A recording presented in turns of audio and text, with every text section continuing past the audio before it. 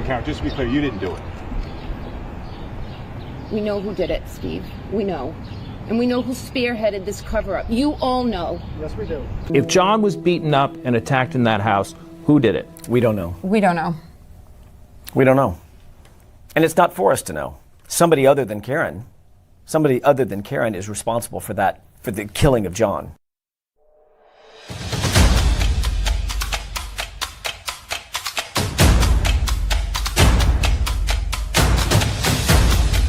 You are listening to the Roberta Glass True Crime Report, putting the true back in true crime.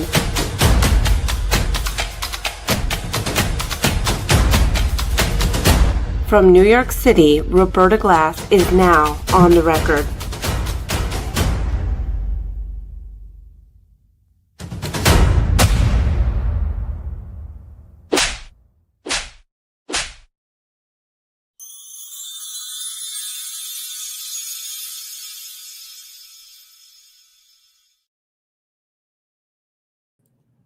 Okay, how is everybody?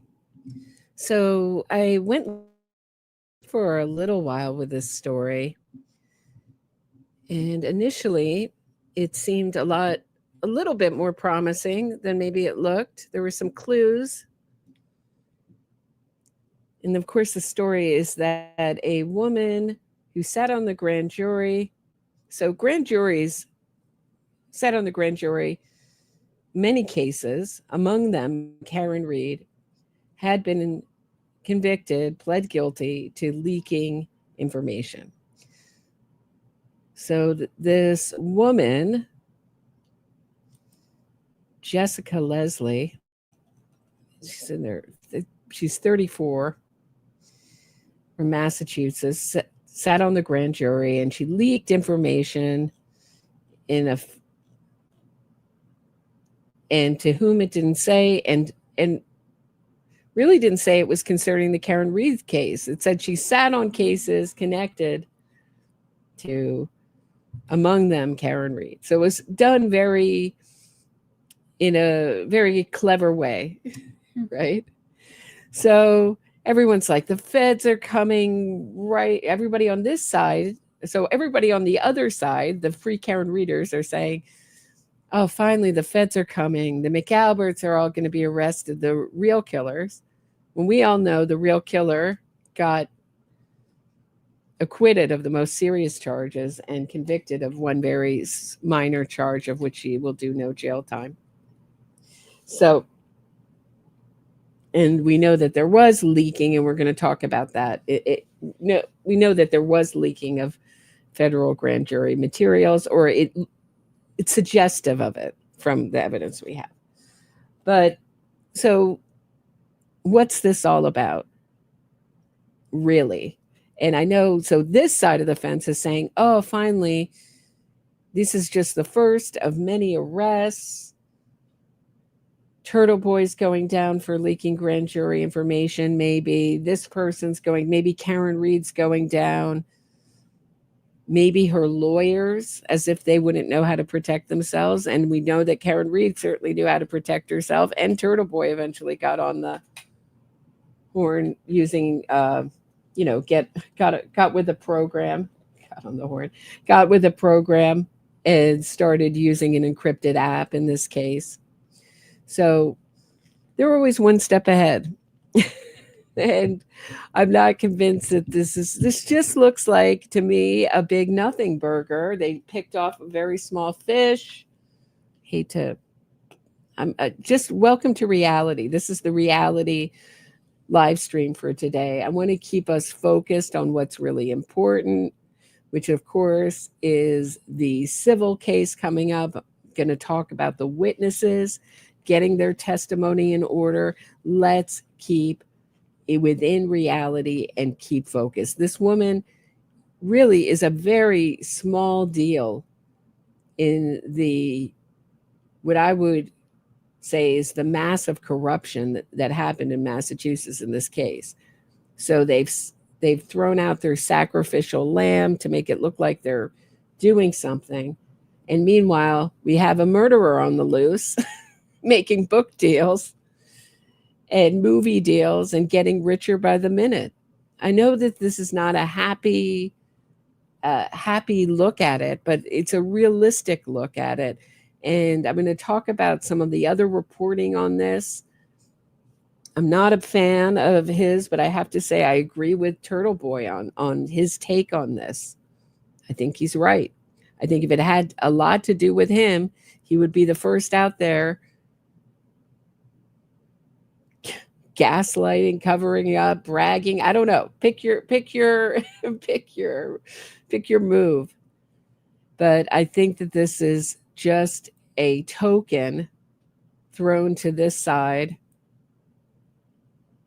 Token action, and they've ruined this woman's life for doing something very small. I mean, gossiping about a federal investigation, not a great thing to do, but if she was leaking Karen Reed documents, it's not clear. There's this other CDL. So what is the CDL scandal? Let me show you just before I really get into everything. So there's two.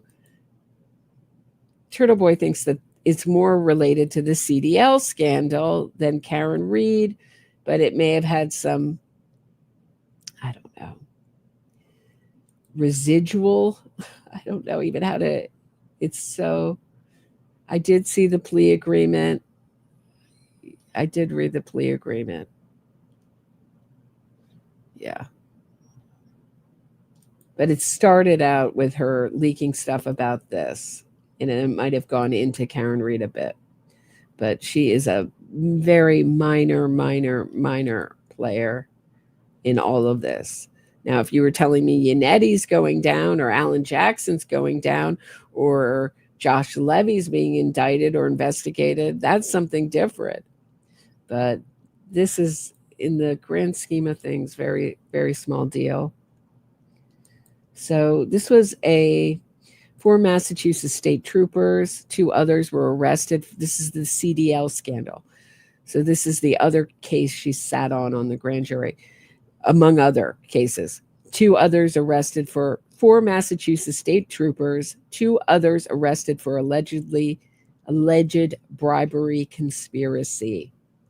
2 current and 2 former Massachusetts state police troopers, among 6 charged in a 74-count indictment in connection with an alleged conspiracy to falsify records and giving passing scores to certain commercial driver's license applicants, including individuals who has failed or did not take the CDL skills test in exchange for bribes.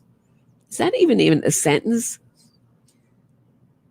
Okay, 2 current and former Massachusetts state police troopers are among 6 charged in a 74-count indictment in connection with an alleged conspiracy to falsify records and give passing scores to certain commercial driver's license applicants, including applicants who had failed or did not take the CDL skills test in exchange for bribes. So I was looking like, how hard is this commercial driver's license? So these are for people who are driving big trucks, etc. And more than half of the people, it's like 52% of the people fail this thing. Only 48 pass. So it's a hard test, apparently. So these were the 6 troopers charged, etc. So that's one of the things. So, and this is the way Turtle Boy talks about it. Yesterday's big news was that the FBI charged a federal juror in the investigation in the Karen Reed case with leaking sealed information. Jessica Leslie, a 34-year-old woman from Draycott, pled guilty in exchange for a sentence of 1 day in jail, which she has already served. This has caused a huge uproar online from people who are thirsty for new content, and predictably, the reactions have been split among tribe lines as all parties view the developments through the lens of confirmation bias. Those who believe Karen Read is innocent view the charges as evidence that the federal investigation into the McAlberts and DA's office is ongoing, or that they're going to be arrested any minute now when they've announced that it's closed in all ways that they can. No one is coming. It's closed. It's over. While those who believe Read is guilty believe it is evidence, and Karen Read and Turtle Boys are the ones being investigated. There's no real evidence of that yet. And so this is how they put it. A Draycott woman who sat on, this is from the Boston Globe, who sat on the federal grand jury that investigated the state's handling of Karen Read's murder case has been charged with criminal contempt for allegedly leaking information about secret proceedings.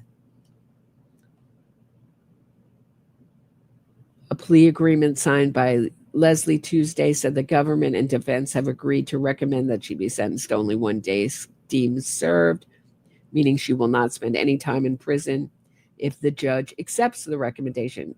They don't have to. This judge, male or female, may go beyond the recommended sentence and do something else.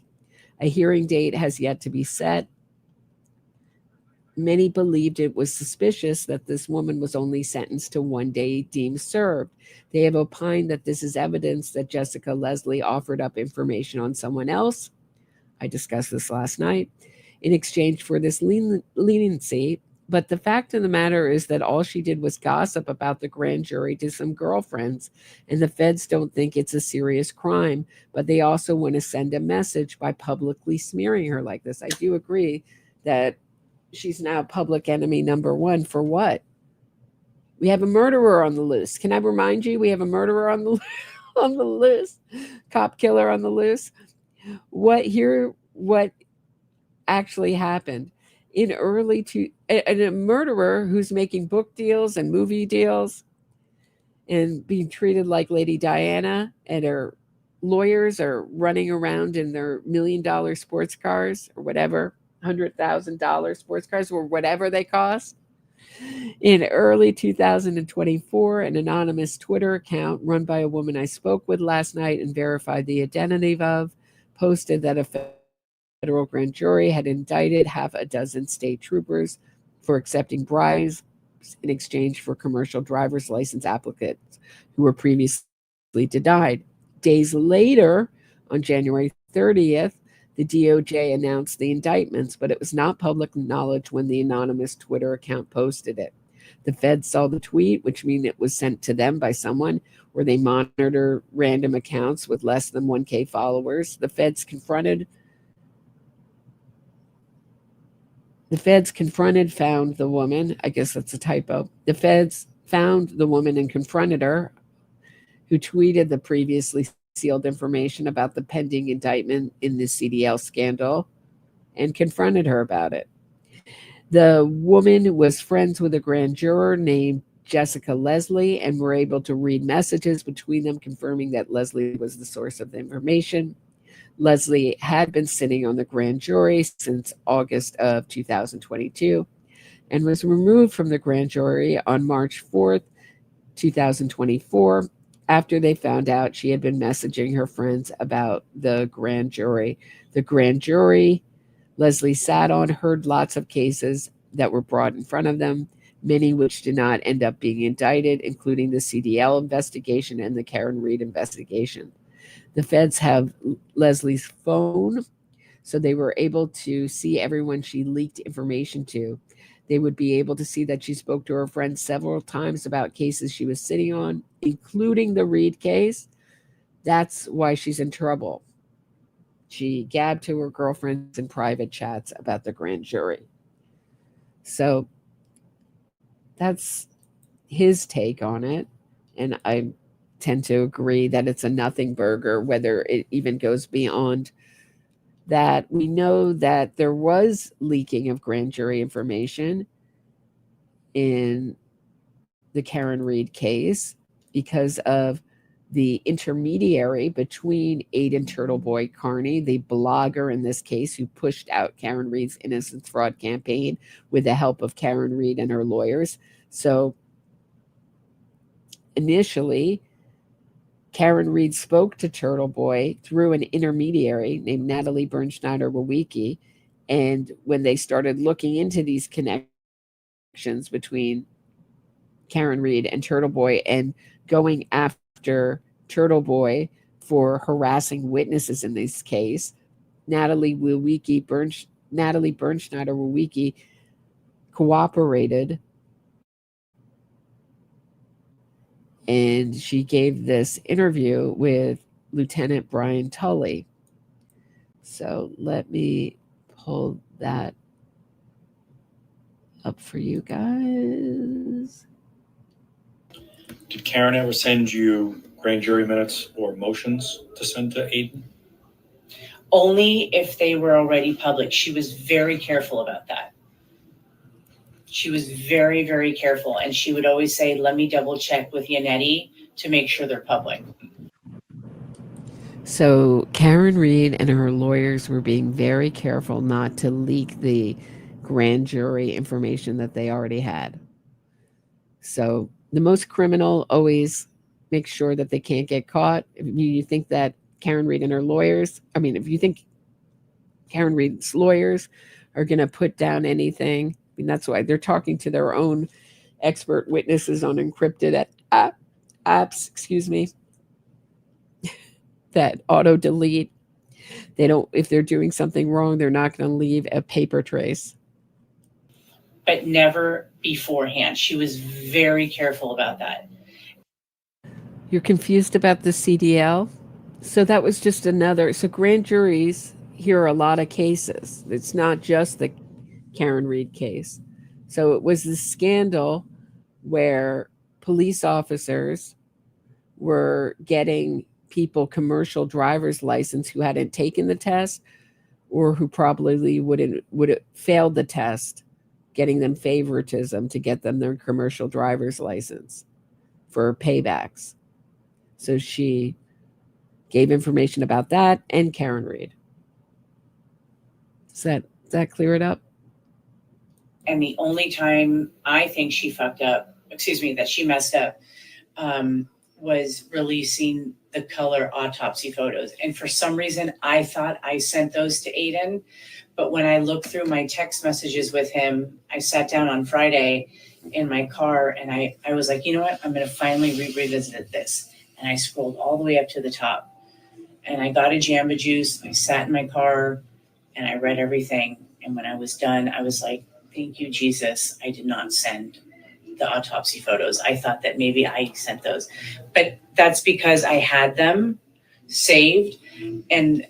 But I think John Silvera, because he's on some of the emails with me, I was only sent like 3 emails or 4 emails, and he was on like 1 or 2 of them. And I know that they're very close, and I know that he was her biggest donor because he donated $15K. So I know that. And then she also said to me sometimes like, Natalie, if this is too much for you, I can have John S. take over, if you need a break. And I was like, no, this is what friends are for. Don't sweat it. It's not a big deal. I'm just copy and pasting. The kids are asleep, and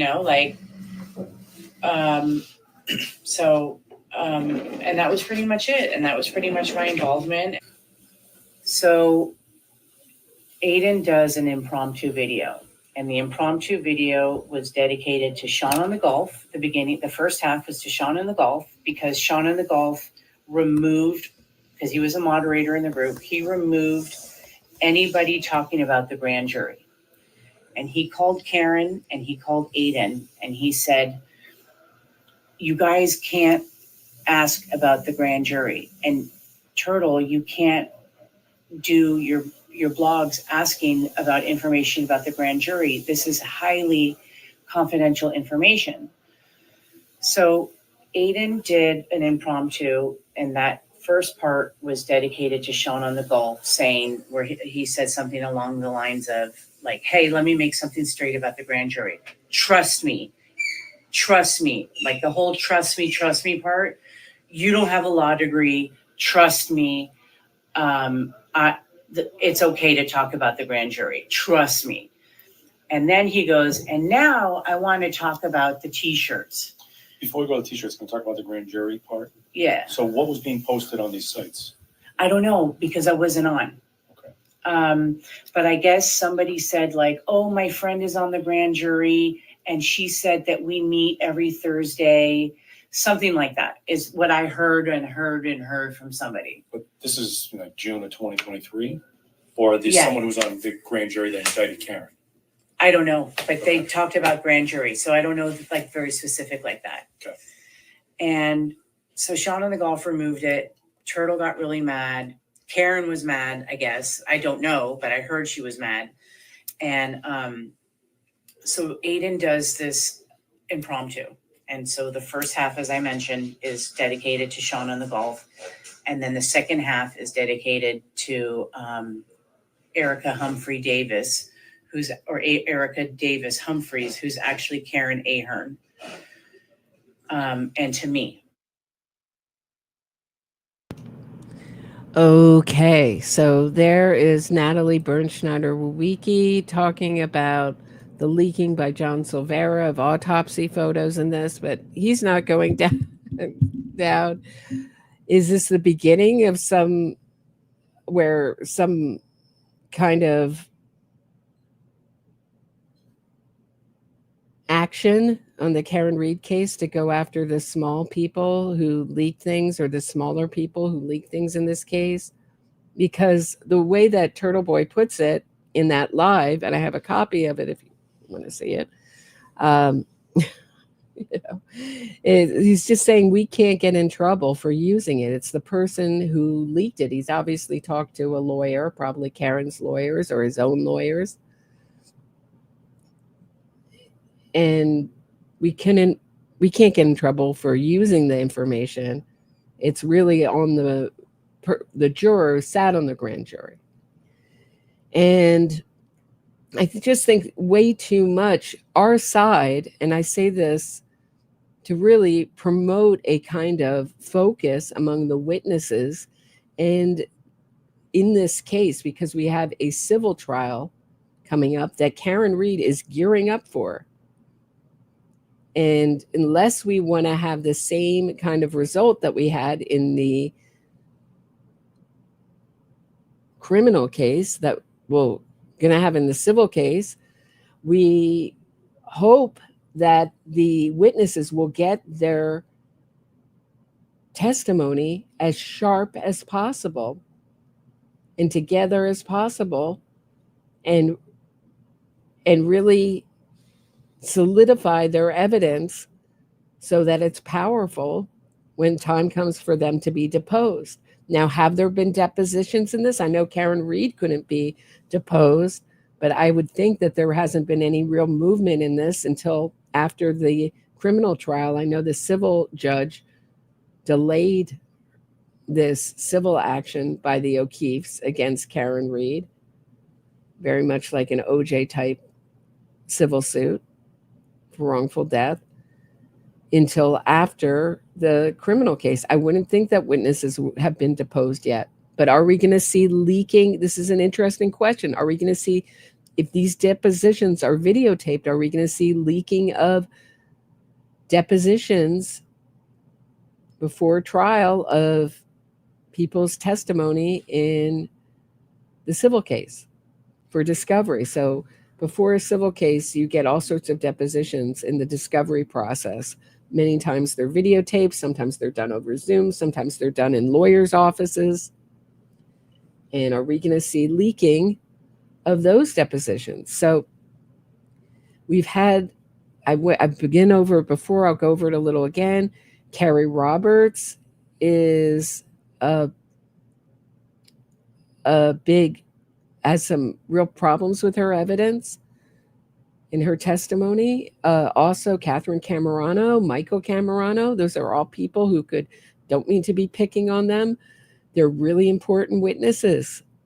When Catherine Camerano says, so we know that this is shortly after 5 o'clock, they spoke, And they spoke for quite a few minutes. And Catherine Camerano says, oh, there was so much screaming. Karen Reed, I don't know what she said. I couldn't understand through all the screaming.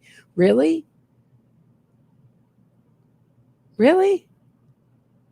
She had to say something more important to you, but it sounded like in trial that Catherine Camerano didn't want to give evidence that would have put Karen Reed in prison.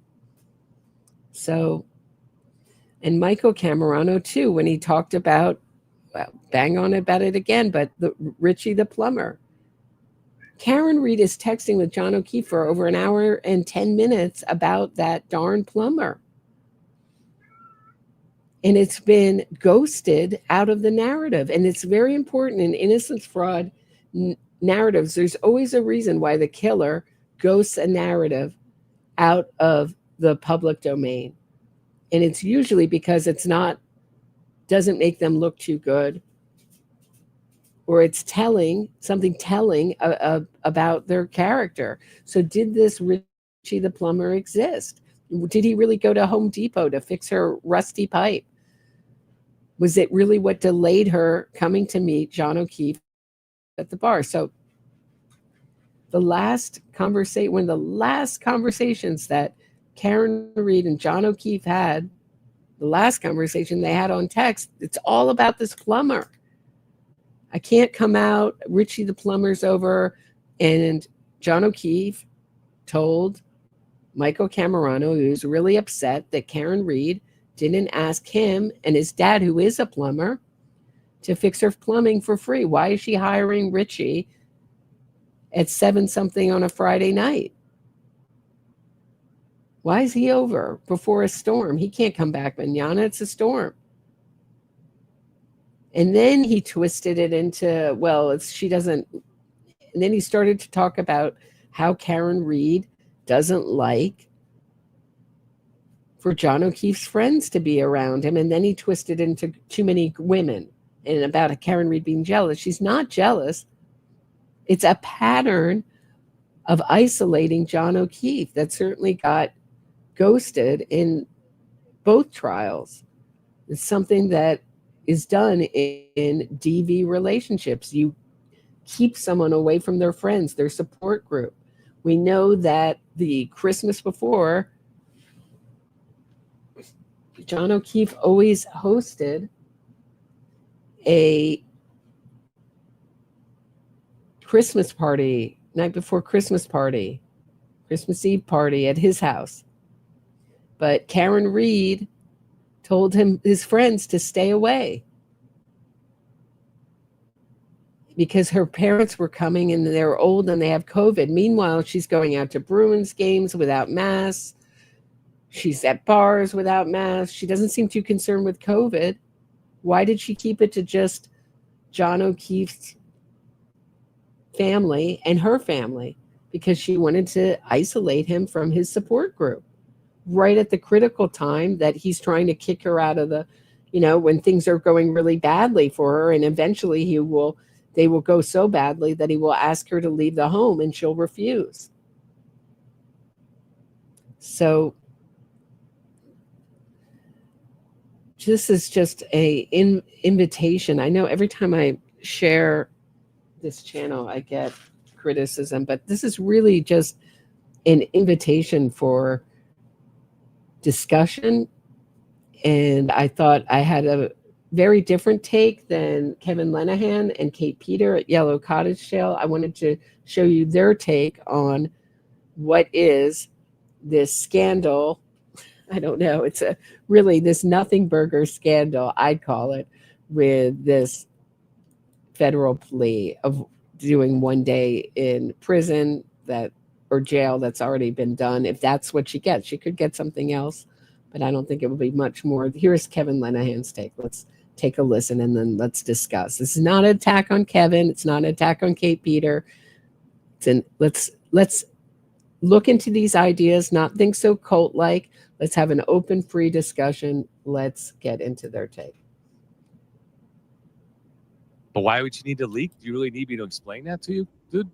I mean, if a grand juror is going to leak that to Turtle Boy, that just reinforces what he's been hearing from Karen. And so that's very useful. Or if it's leaked to her, honestly, because I mean, this is where it I've always kind of kept a dimmer view of her relationship with the U.S. Attorney's Office, as you and I have discussed many times, and said, like, I don't necessarily know if I believe that Karen had a direct line to the first, U.S. District Attorney. She got the meeting with him, right? Well, yeah, I mean, yes. But as far as getting constant updates and all this other stuff, I had always kind of. Okay, well, we do know that Josh Levy's office was willing to break a sequestration order, so hard to say, and give Karen Reed's defense witnesses a full rundown. So when you're under a sequestration order, means you can't look at anyone else's testimony. And we know that Daniel Wolf from ARCA was getting full reports on the phone from the Fed office about what other witnesses were saying, so he could tailor his testimony to be as powerful as possible for Karen Reed. Now, whether this is just, I've heard that there is a rivalry between the federal office. I don't know if it's true or not. The Fed office and the DA's office, there's no love lost. So maybe Josh Levy just wanted to help Karen Reed by doing this investigation. He knew the power of it. They knew they weren't going to find anything. But he got some really good witnesses for her that were willing to take just a tiny bit of cherry-picked evidence and do experiments with it. Eventually ended up doing an experiment that looked awful lot what happened to John O'Keefe. But they weren't interested in getting any more information than what they were given by essentially Karen Reed's defense team. It was so hard to prove what the feds gave them was what Karen Reed's defense team gave the feds. I mean, there's really no difference between the federal office and Karen Reed's defense team. So why did they do that? Because he wanted to give the middle finger to the DA's office and help get a killer off. But here's Kevin's take. It's quite different than mine. Take a listen. Well, this is based on my time working with Turtle Boy, that it was very plausible that somebody lower level was giving out this information and keeping her abreast of it, and then she inflates it to make things look more legitimate. Right. I mean, she definitely, but also we know now that with the. Well, someone low on the totem pole cannot get a federal investigation going.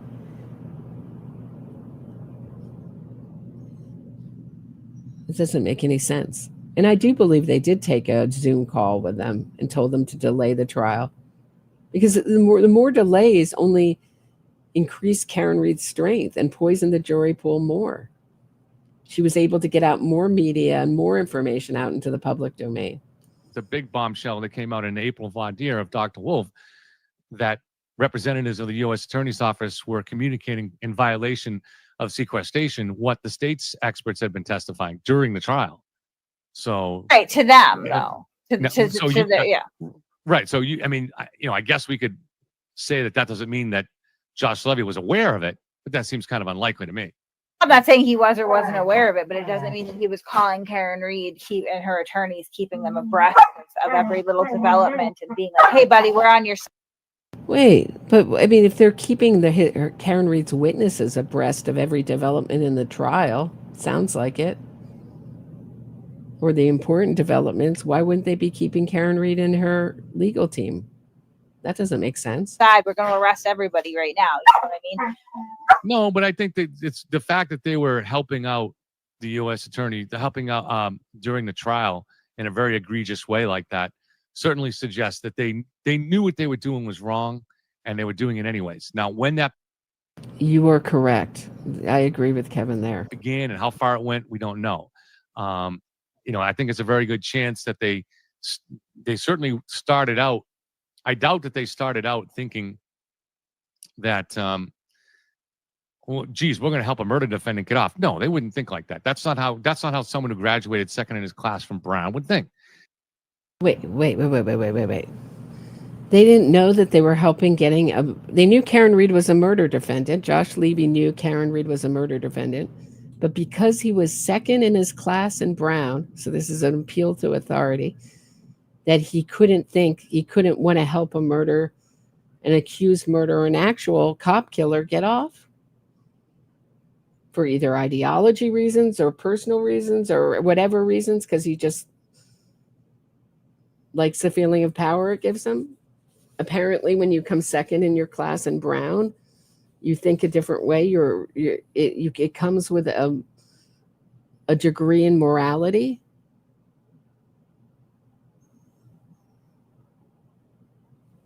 Why can't they think like that? What evidence do you have besides, and how does what evidence do you have that he didn't think like that? Certainly everything, you don't think that, I mean, he's watching the whole first trial.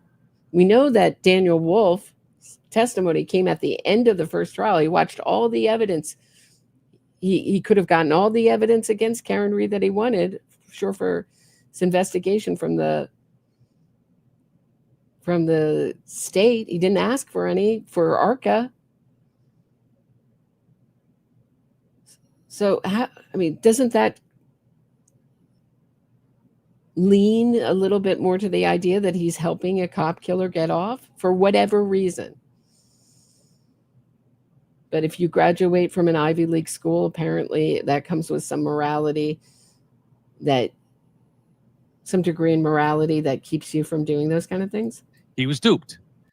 But then once he was duped. Wait, so he was duped. When exactly was he duped? If he thought there was good evidence, wouldn't he be asking for all the evidence when he hires his witnesses, his expert witnesses for the feds, ARCA? Wouldn't he want to contact the state and get all the evidence, not just give him cherry-picked evidence from the defense? Does that make any sense to you guys? I just want to catch up. Sorry, I'm a little behind here. Super chat. Thank you, Dean Walker. I appreciate it. Nice to see you. Thank you for supporting the stream. I appreciate it. Does anybody else get this line of thinking? My guess is he just didn't have the integrity to come clean because it was embarrassing. And what evidence do you have that he's embarrassed? So then you had that continued effort to try to put his thumb on the scale for Karen at that point. And we also know his thumb was on the scale for Karen all the way through at least the first trial and beyond. Until he left the office. They wouldn't even say I know they can't say, but not even through an intermediary like they eventually did, that the Fed investigation was closed. He helped her as much as he could, and David Yannetti. So that's just a little their take. And I think there's just, if we want to get ahead of things and not have Karen Reed always be one step ahead and Turtle Boy always be one step ahead, we have to think one step ahead and go and marshal our resources to thinking about the civil trial and not get into a fantasy world where the feds are coming, a little bit like Free Karen Reed, to fix everything when one low-level woman goes down. It's kind of sad to me. She could have gotten duped by the Innocence Fraud campaign, 34-year-old social worker. And what I've heard is she's lost her job. For what? For being a tiny little player in this? While the real big players just keep bringing in their blood money? So let's get smart and strategic and not emotional and not into fantasy world. I know this isn't fun. I know this isn't a fun place to be. Reality is not a fun place to be. But let's talk about someone who really needs to get their evidence in order. Carrie Roberts. It's from Innocence Fraud Watch. Here, Carrie Roberts' vehicle was captured. So this is about a phone call that the killer, she seemingly forgot that Karen Reed made to Peggy O'Keefe around 6:37. Carrie Roberts' vehicle was captured, and I played this last time, where you can see Karen Reed opening and shutting the door. Around 6:37:44, Carrie Roberts' vehicle was captured by Sergeant Good's dash cam, driving away from Karen Reed's 34 Fairview Road crime scene and reaching the junction to Cedar Crest at around 6:37:44 a.m. At 6:37:49 a.m., just 5 seconds later, Karen Reed called John O'Keefe's mother, Mrs. Margaret O'Keefe. A Cellbrite extraction report shows Karen Reed's call to Mrs. O'Keefe was answered and lasted 2 minutes. So here we go. You can see it there. Carrie Roberts told the first jury in 2024 of Karen Reed, as we were leaving, she was saying to me, if anything happens to John, I'm going to kill myself. You need to take care of those kids. So is it but what did Karen Reed say to Mrs. O'Keefe during those 2 minutes? Prosecutor Adam Lally did ask Carrie Roberts, was there anything else about that the defendant spoke to or talked to while you were in the car? But Carrie Roberts only referred to Janet Reed, Karen's mother. She said she only called her mother. What did Carrie Roberts hear Karen Reed say to Mrs. O'Keefe for 2 minutes? Or was she talking to Mr. O'Keefe? Just before Carrie Roberts pulled away from 34 Fairview Road, Karen Reed was acting out by repeatedly opening and shutting Carrie's car door.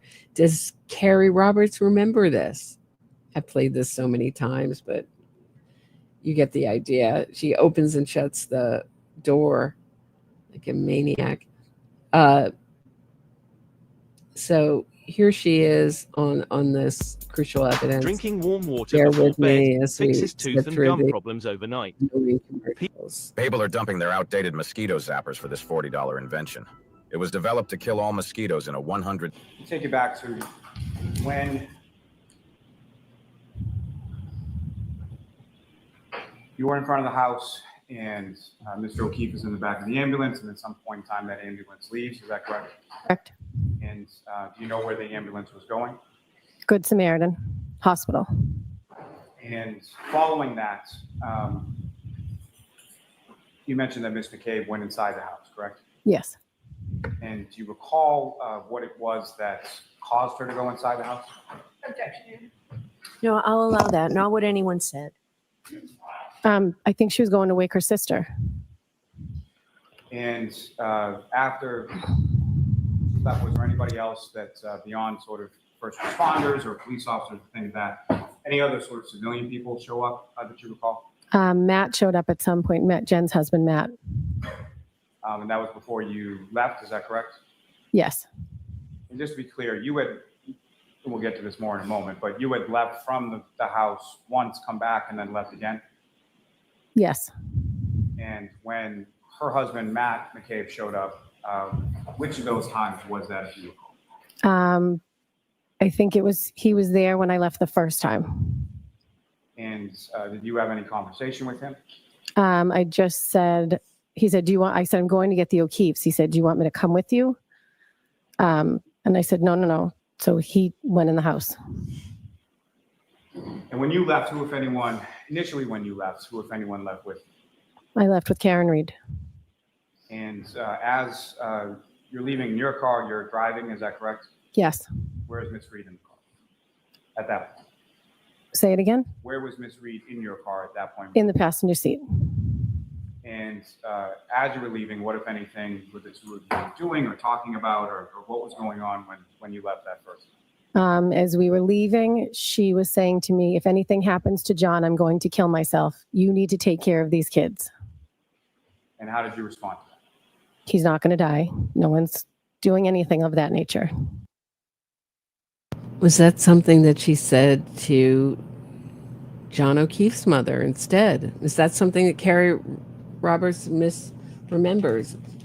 Was Karen Reed such a brazen killer that she called Peggy O'Keefe that morning after she had run over John O'Keefe with her car going 24 miles an hour in reverse, her foot 74.5% down on the gas pedal, and left him to die alone in a blizzard, that she called Peggy O'Keefe and said, if anything happens to John, I'm going to kill myself. You have to take care of those kids. Was that said to Peggy O'Keefe? Just a question. Or was it said to Carrie Roberts? Is she confused? Or something of that nature, I said. And as far as you're driving away, Chapman, and you're facing towards Cedar Crest, is that right? Yes. And so when you left, are you following in that sort of same direction towards Cedar Crest? I took a right onto Cedar Crest. And then where did you go from there? And then I got to Dedham Street and I went to take a right. And then Officer Good let me go to pick up the O'Keefes to take them. I had to give him my phone number so that he could get in touch with me if he needed to. So he did call and he said, do you have... Or was that Carrie Roberts using Karen's phone to call Peggy O'Keefe to say, I'm coming to pick you up? Miss Reed with you? And I said, yes. And he said, please bring her back. Her parents have called in a suicide. They said she's saying she's suicidal, so they want her to be sectioned. And so coming back to that in a moment, but before you had left the scene, you hadn't talked to any police officers or anything at that time, correct? No, other than my name and phone number, but no. So you gave them your information and then said, I have to go pick up the O'Keefes. Yes. So you get that call from Officer Good, and then you come back to the house, is that right? Yes. And during any of that time, you recall the defendants, I know you had mentioned she spoke to Erin O'Keefe. Was there anybody else that the defendant spoke to or talked to while you were with her in the car? She spoke to her mother. And then I ended up taking the phone and speaking to her mother, and I gave her my phone number. And I said, I'm going to go to the hospital. She said, please make sure she does not have her purse. She has medication in her purse. I don't want her to take. And then when you arrived back at the scene, what happened then? She just got out of the car and walked to the ambulance. And who, if anyone, did she walk in? By she, you mean the defendant? I'm sorry, yes. And who, if anyone, did the defendant walk from your car to the ambulance with? She just walked. I think she just walked by herself. I had her phone because I had been talking to her mother. So then one of the first responders came over and said, do you have her phone? And I said, yes. Her mother said, make sure she does not have her purse. And then following that conversation with one of the first responders, where did you go from there? I went to go pick up the O'Keefes. And as far as your drive from Canton, you went to, where do the O'Keefes live? Braintree. So your drive from Canton to Braintree and then subsequently from Braintree to Brockton, what, if anything, did you observe about sort of the driving conditions at that point? I was actually on the phone with Katie Camerano and I spun out, did a complete spun a couple times on 93 right near the Braintree exit, so that when I got to the O'Keefes that we went back roads to Brockton because I didn't want to go on the highway. And as far as the O'Keefes, as far as in your car from Braintree to Brockton, that was both John's mother and father? Correct. And at some point you get to the Good Samaritan Hospital in Brockton, correct? Correct. And you know about What a nightmare. What a nightmare in those conditions. She must be so traumatized, Carrie Roberts. I mean, all the more reason to really try to cement your testimony. what time it was that you got there?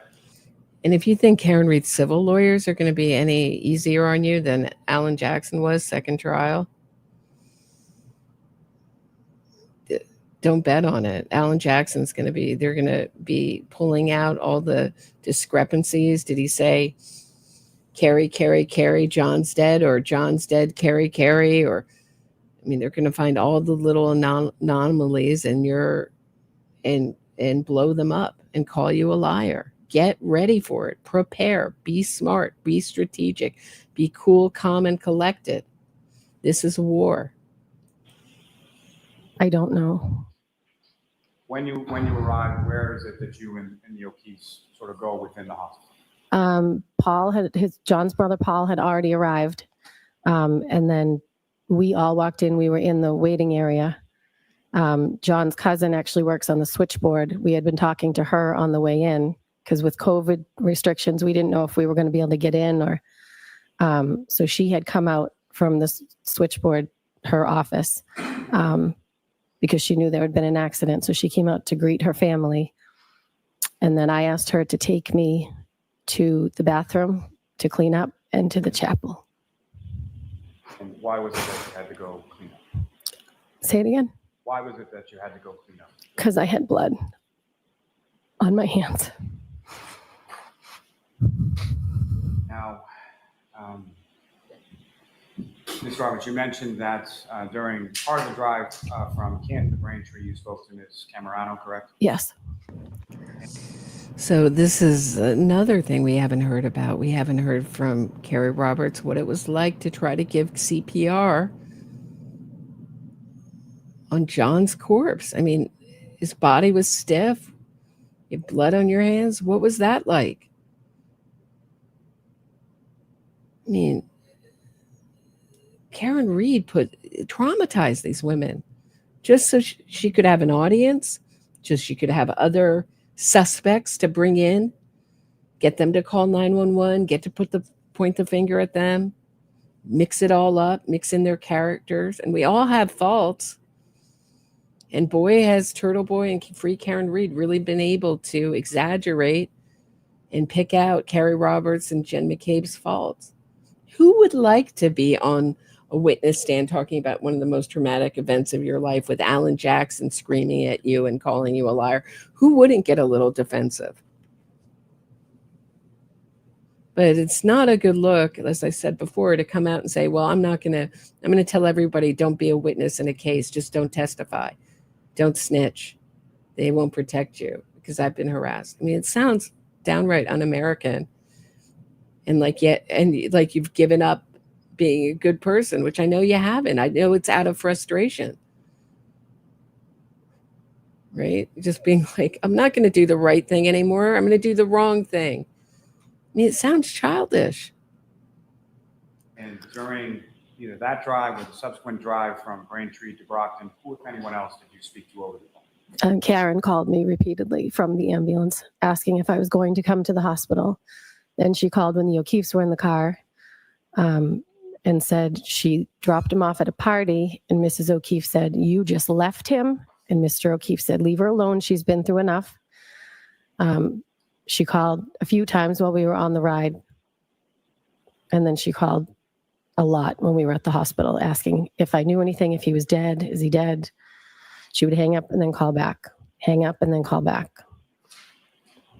And if you know about how many times was it? At least 10. And that same sort of phraseology that she was using on scene as far as it's dead, she repeated that in the phone calls at the hospital? Yes. Now, once you arrive at the hospital and you're able to clean up a little bit, where did you go from there? What happened? I went to the chapel and I said a prayer. And then I went in and talked to John's cousin, and she said that Dr. Rice was going to ask to meet with the family and that they would be told how John was doing and that they would bring John's family back to see John. So when I came out, they were being called in by Dr. Rice, and I sat in the waiting area. And after some period of time sitting in the waiting area, what happened? Mrs. O'Keefe came out and told me John was gone. But see, this is really unclear. In this first trial, it seemed like we didn't know whether he was clinging to life. But the second trial, Hank Brennan really came out and said, no, he was dead. He was dead. When they got there, he was dead. Carrie already knew he was dead. Jen McCabe already knew he was dead. I get that you go into denial and it's different when you hear it, but this might be a good time to articulate that feeling. I'd been in denial up to then. I knew he was dead, but I couldn't face it until I really heard. Bring bring the jury along with you as to how you were feeling at the time and make it real to them. And then she asked if I wanted to see him. So I did, because I figured it would be better than when I last saw him. Maybe he was cleaned up, but it was not. It was worse. So that is that.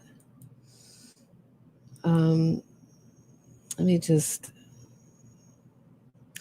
So this is the time. This is really like a message to all the witnesses in this case, and specifically Carrie Roberts. I don't mean to pick on her the most, but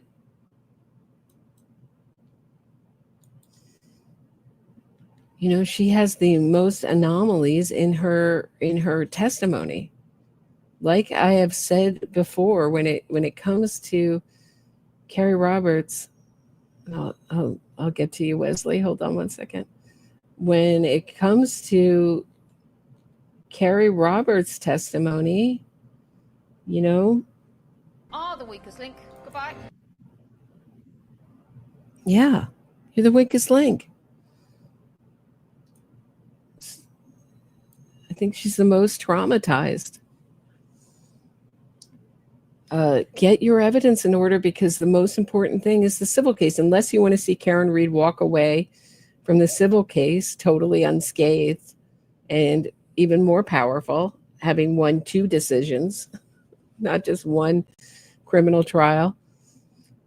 Yeah, Roberta, it was always their MO to divide and conquer. And on this side too, same thing. Same thing. There was an effort put out to say, don't listen to my channel, don't listen to this channel, don't listen to that channel.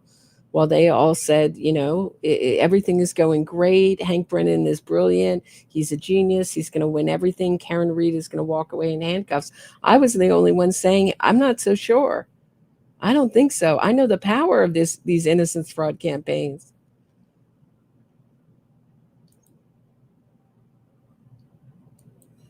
And while everyone say, don't listen to Roberta, she doesn't know what she's talking about. Okay. I think we all know how it ended. All right. Some questions for Carrie Roberts. Carrie Roberts call. Okay, I already handled that. Karen Read ended her 28-second call to Carrie Roberts at the same time Catherine Camerano was calling her. Catherine Camerano called Karen Read. That call lasted 2 minutes and 5 seconds. We're about 5:38 in the morning. And then Karen Roberts called Karen Read. That call was missed because Karen Read was talking to Catherine Camerano. Karen Read then called Carrie Roberts back at 5:08:06. This call lasted 8 minutes and 6 seconds. At 5:16 and 14 seconds, Karen Read ended her 8-minute and 8-second call to Carrie Roberts. Then Carrie Roberts called John O'Keefe's phone at 5:16:54. At 5:19:57. These are some good ideas for Carrie Roberts to look at the time calls, get this time log in order. Carrie Roberts called Kurt Roberts. Carrie Roberts' husband, called John O'Keefe's phone at 5:19:57. And at 5:20:41, Carrie Roberts called Karen Read. And that lasted 13 seconds. It's not known if Carrie actually spoke to Karen. At 5:22:11 a.m., Karen Read called Carrie Roberts. That call lasted 41 seconds. 5:22:52, the call ends. Carrie Roberts called Karen Read back at 5:23:47. This call was missed. Then she calls her back at 5:33:40. So she's constantly, calling her back, missing calls. Carrie Roberts called Karen Read. This call lasted 50 seconds. It's not known what was said during this call. So there's a lot of calls in here. I won't go through all of it. It's tedious. But when Karen Read called you back a second time at 5:08:06, just 8 seconds after the above image was captured by John O'Keefe's Ring camera at 5:07:58, did you hear her SUV's audible beeping cues? So it has this high-pitched whine. Maybe I'll play it in a, hold on one second. I'll play it for you because it's really, you can't miss it. The way Karen reads when you reverse. Hold on one second. Let's go back. What did I just do? Okay. Oh boy. How's everybody doing? Are you all hanging in there? Are you all still with me? Did I lose everyone with this very real, getting real live stream? I know it would be a lot more fun if I said the feds are coming. Everything's going to be just and right and good in the world. Wait.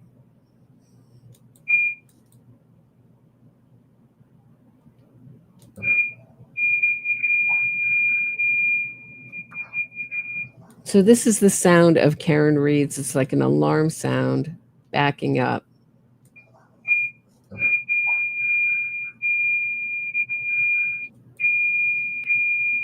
When you're about to hit something, okay?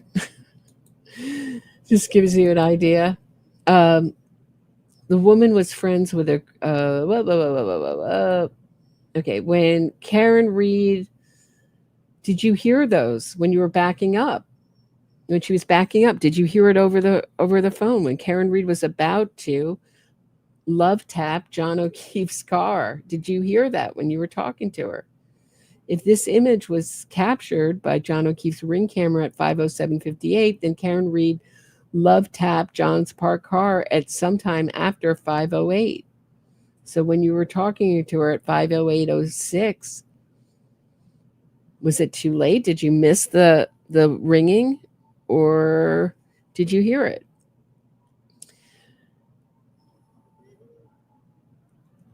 And did Karen Reed mention anything to you at the beginning of her 5:08:06 call about having just love tapped John O'Keefe's parked Chevy reversed? She just say, "Oh darn, I just hit into him.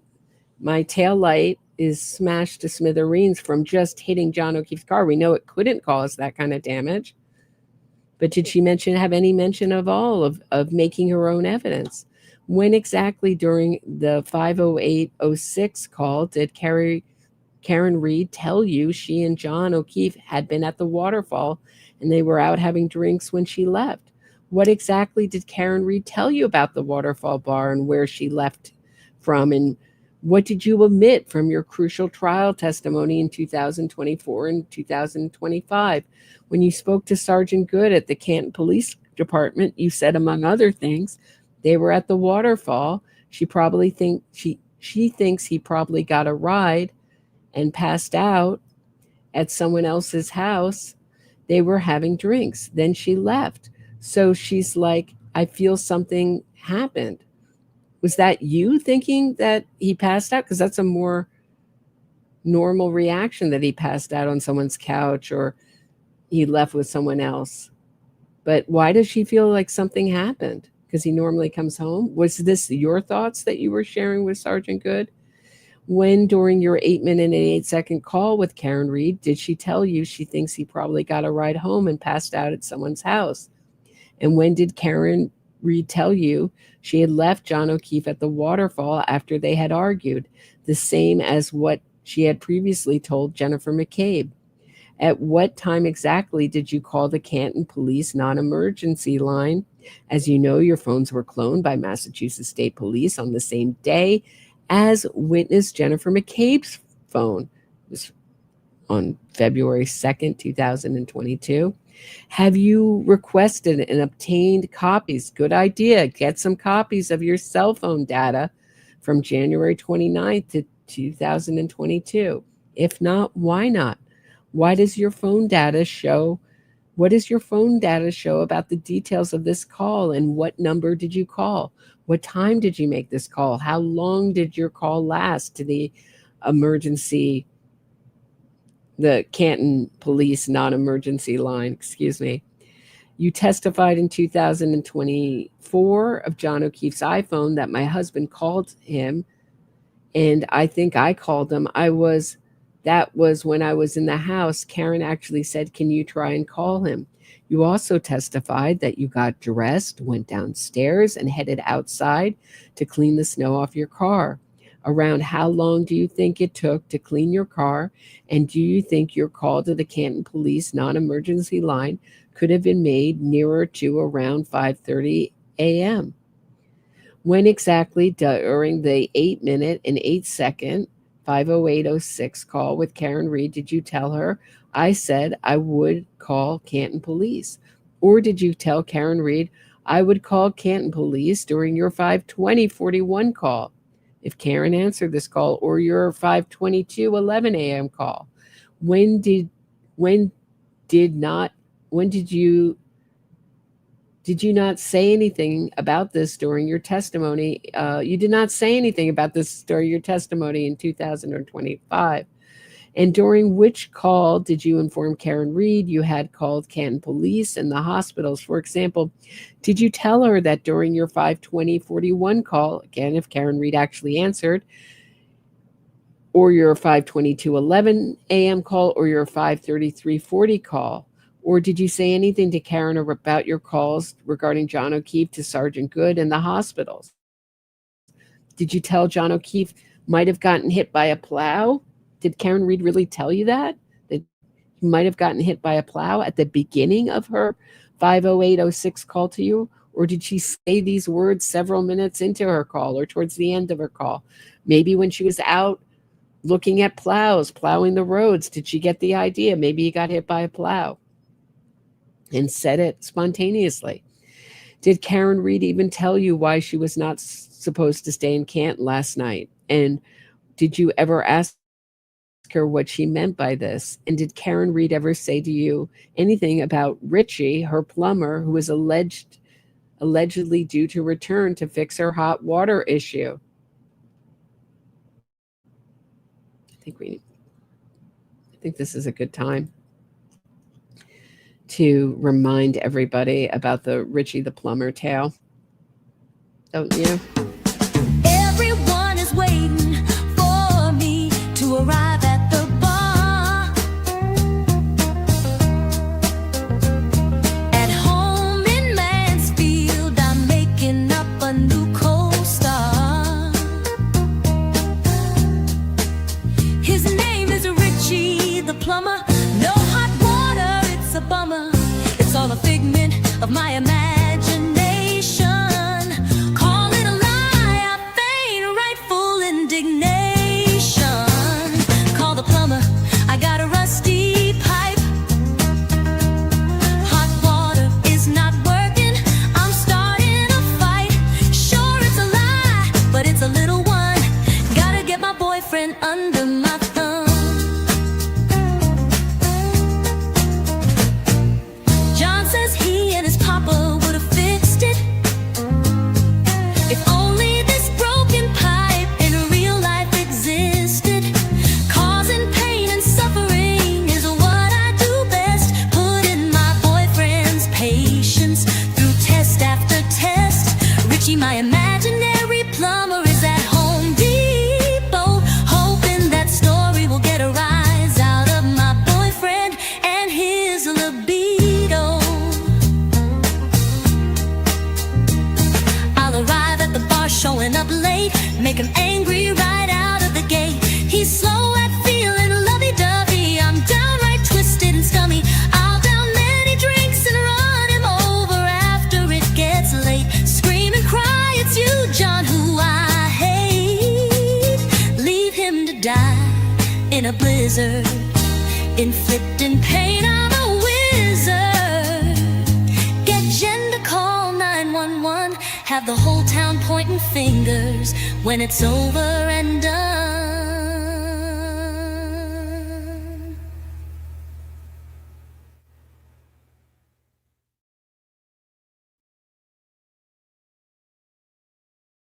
Emergency services, take a listen.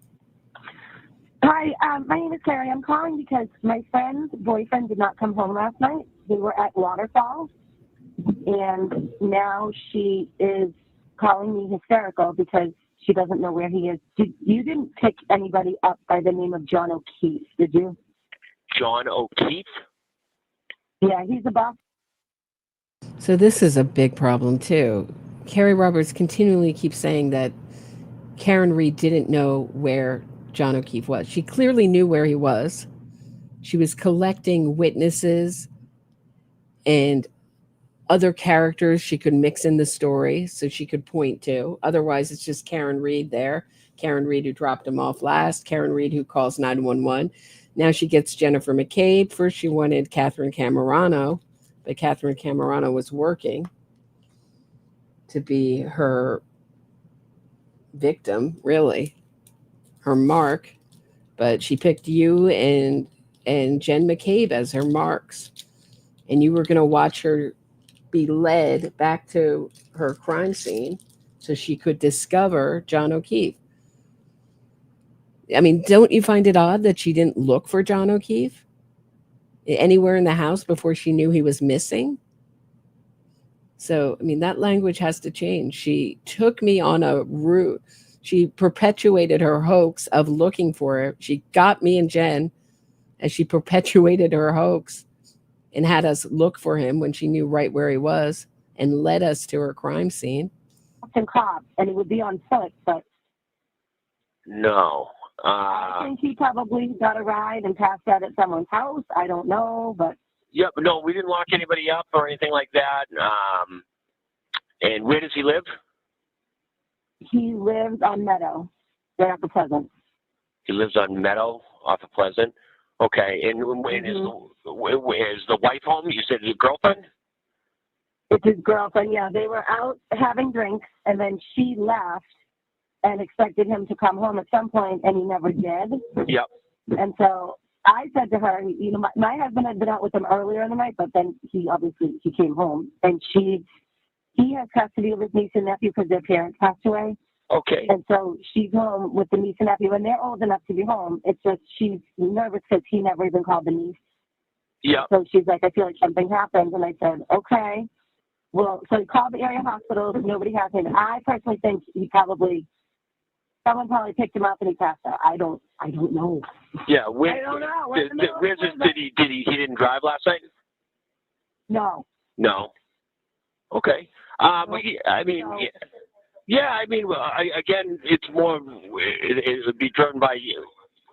She would have to, call in, come to the station, and talk to us. But I mean, as of right now, it's more, he just didn't come home last night. Is this common sometimes happen with him? No. That's why. Because he didn't. You notice that Karen Reed didn't actually do anything that actually helped John O'Keefe that morning. She didn't call 911. She didn't call the hospitals. Why do you think she didn't do that? Because she knew right where he was. She knew he was sitting there. She's not the one calling the non-emergency line, the hospitals looking for him. She knows right where he is. She's doing things that will help her.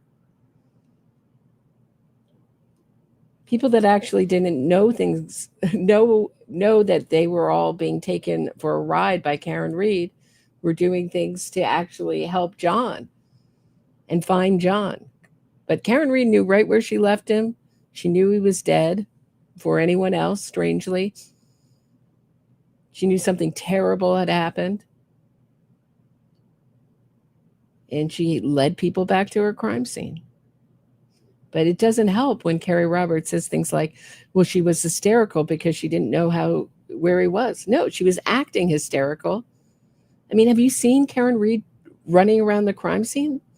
That is not how someone runs around when they're in shock. Ah! Like, it's almost like a child, like a 4-year-old. Ah! Oh, Carrie, Jen. Just getting everyone in a fierce state and getting them all riled up and bringing attention to herself, not John. When you really want to help, you keep yourself as calm, cool, and collected as possible. But it was really important that for Karen Reed that everybody know how upset she was, wink, wink, nod, nod, and how in shock she was, and possibly crazy because she could get herself sectioned and then she wouldn't have to talk to the police. Daddy Reed made sure of that she got sectioned. So she didn't have to talk to the police. She didn't have to answer any questions before she got her plan fully in gear to protect herself. I think tell his niece. That's kind of why she's more freaking out. So I figured I called the area hospitals. I said I would call Canton police just to make sure he didn't get picked up. But like I said, he's a Boston police officer. He knows a bunch of people. Anybody could have picked him up. Yeah. Freaking it out. Okay. Apparently they were having a Blizzard party of some sort. Yeah. No. I don't know. That's what. She doesn't know. That's Carrie Roberts' own spin on it. They were just having a small get together. I mean, the way when the story came out, it really sounded like they were having some raucous police party. It was just a little quiet get after the bars closed get together. And boy, that was exploited by Aidan Carney and Karen Reed, that there was some kind of wild drunk drinking party where nobody was thinking in their right head, Blizzard party. This all helped push Karen Reed's innocence fraud tale forward. Unfortunately, I wasn't there. I was stuck here. But we didn't get any calls, anything like that. Nobody was arrested or anything like that. Okay. All righty. All right. Well, thank you. All right, no problem. Okay, so there's that. So when you told Karen Reed, this is back to Carrie, some questions for Carrie Roberts. When you told Karen Reed during your 508 call that she needed to go home and be with Kaylee, she's there by herself, but then you all left Kaylee home at around 5:52 a.m. So when they went back to John O'Keefe's house, this is something I've asked since the beginning. Why did Jen McCabe stay with Kaylee or Carrie Roberts stay with Kaylee? Why did they have to both go to 34 Fairview, to Karen Reed's crime scene? Why were they both lured there and Kaylee left alone when you know that she's a traumatized child already? She's already lost her mother and her father. Mother from cancer, father from a heart attack. Why didn't, months later, you know that she's going to have a big reaction to the death of her beloved uncle and caretaker, who she relies on for almost everything. Why didn't one of you stay with Kaylee? And why did Karen Reed need two people to go with her to pretend to search for John O'Keefe? Did any of you call or text to check on Kaylee after you had left Meadows Avenue at 5, so John's house, Meadows, at around 5:52? Karen Reed seemingly called Kaylee's number at 6:44:29 a.m. for 18 seconds and at 6:56:19 for 45 seconds. Did any of those calls connect? Did Karen Reed say anything to Kaylee in those calls? During your April 23rd, 2025 interview with Matt Gutman, he falsely says that you were the first person Karen Reed called at 5:00 a.m. the morning of the blizzard trying to find John.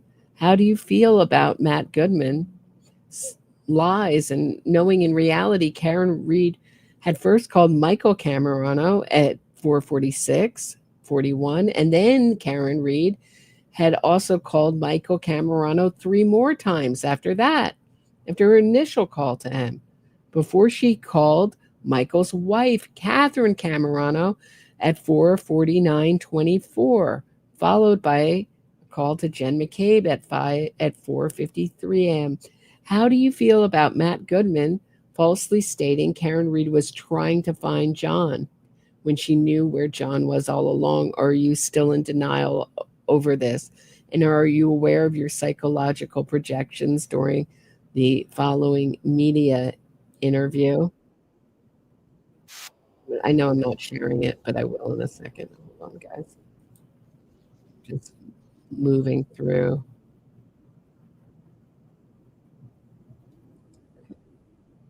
Karen would lean in between us, and she was.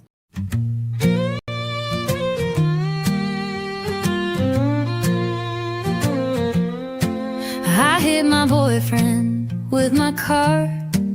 It wasn't an accident, but with lying lawyers I'll go far. Lying lawyers and witness harassment. I'll avoid prison. It was snowing. I pushed the pedal down, hit him hard. Now the legal system I clown.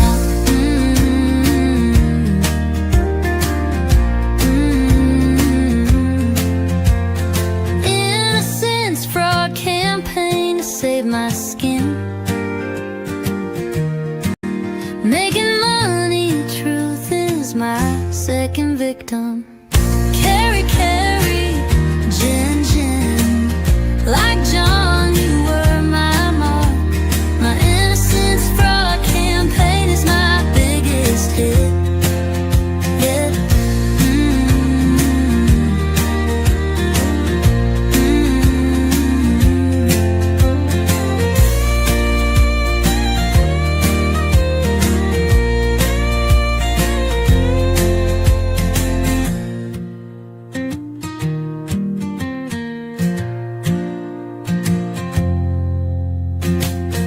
I hit my boyfriend with my car. It wasn't an accident, but with lying lawyers I'll go far. Lying lawyers and witness harassment. I'll avoid prison. It was snowing. I pushed the pedal down, hit him hard. Now the legal system I clown.